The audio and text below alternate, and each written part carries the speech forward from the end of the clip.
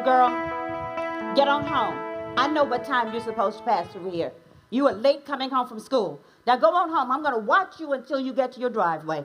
Okay?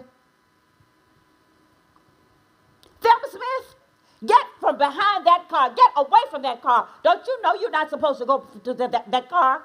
I don't care how good it looks. Get away from it. Do you understand me? And John, let me tell you something. If you don't get out of here and stop luring these little girls in that car, I'm going to take matters into my own hand. Okay?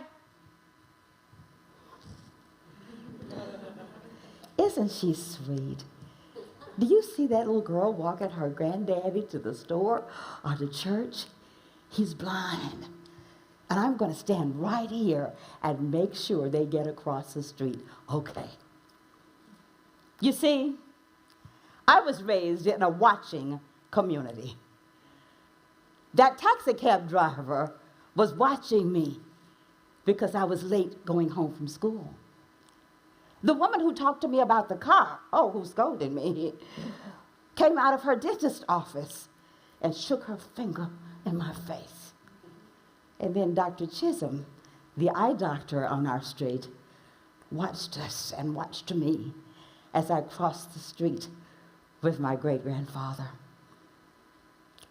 The area that I was born in is now known as Uptown, Thomas Avenue, Woodall Rogers, and Central Expressway. It was, in fact, the Black Wall Street of Dallas. We had all kinds of people there, professional people, entrepreneurs. It was a wonderful place to be because their eyes were on us all the time. You know, there are eyes on us right now. In Dallas alone, there are 65,500,000 eyes watching us. Right here where we are, in Turtle Creek, it's 1,800,000 eyes watching us. Guess what? The eyes of the cameras. They see everything we do. But you know something about cameras? They cannot give you a glass of water. They cannot stop a child coming from the store from being murdered. And so what I want to talk to you about is, what can you do to create a watching community? There are 4 things. The first thing you can do is elect to be nosy. Okay? Now, I'm not talking about taking care of somebody else's business and telling them how to live. That is not your business, sugar, okay? But I am talking about doing what happened to us the other day. My daughter came over to visit, and as she was leaving, I went to the door with her, and a little girl was walking down the street. In fact, she was a teenage girl. And there was a car following her with teenage boys. But I'm nosy. So I said, "Baby, do you know those boys?" And she said, "No." I said, "Okay, well, you going home. I'm going to watch you until you get home. And when you get home, you tell your parents about that car with those boys." Now, one thing my daughter and I did not do, we didn't take the driver's license of the car. Nor did we even think to look at the make of the car. But that won't happen again, sugar. I got that down now. All right? My granddaughter, who just moved into a beautiful apartment complex, called me one day and she said, "Grammy, guess what I did today?" I said, "I don't know." She said, "I got some cards. I took them to my neighbors. I let my neighbors know that I was new in the neighborhood, and I found out something. There are sick neighbors. There are neighbors who need help. And there are neighbors who have a lot of dogs." So I met the people and the dogs. Okay?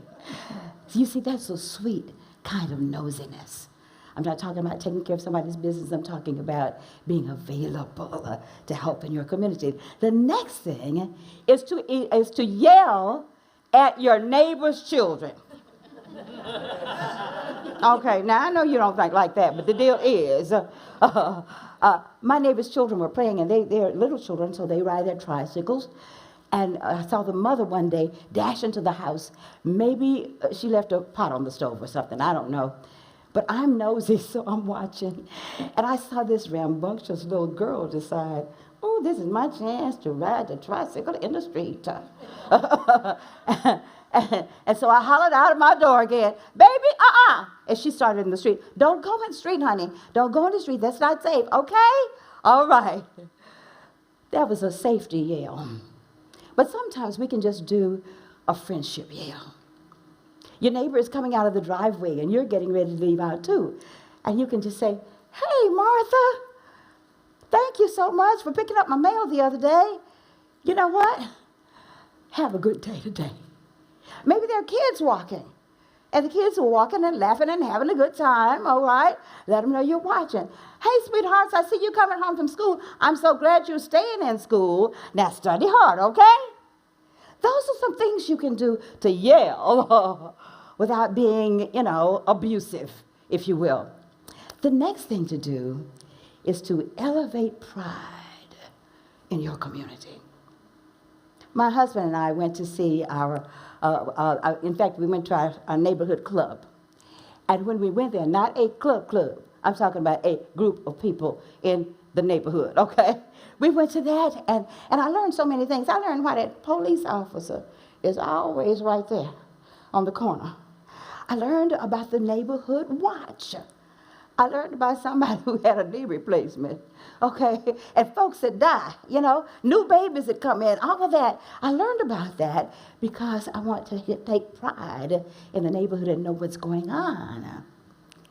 I thought about that and I said, one of the things that we could do also is that we could have a contest, perhaps, our commendations for the best decorated yards in the seasons.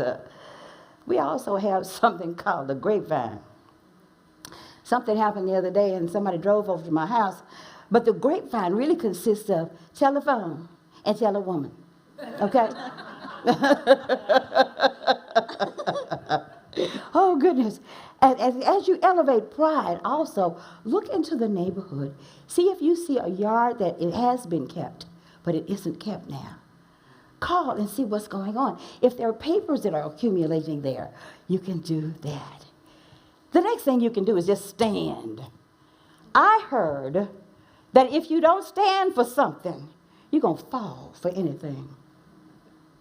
And in our neighborhoods, all over the world, wherever we are, we have people who are responsible for helping us have a watching community. We have elected people. We have, our city council, whatever you have in your country that's responsible for you. Stand with them, for them, and make them accountable to you. Yeah. You see, if you don't stand for something, like I said, you're going to fall for anything. And I prefer to stand for something larger than myself, which includes my community. That lady that came out and was telling me to get away from that guy with that car. It was a bad car, y'all. I got to tell you, it was a bad car. It was black Cadillac with horns on it, shining.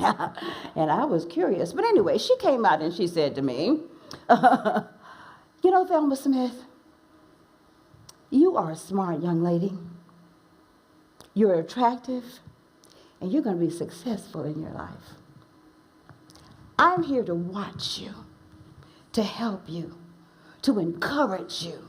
Be all that you can be. That was one of the best moments that I had in understanding that a watching community is there. Now, my question to you is, how do you watch your community?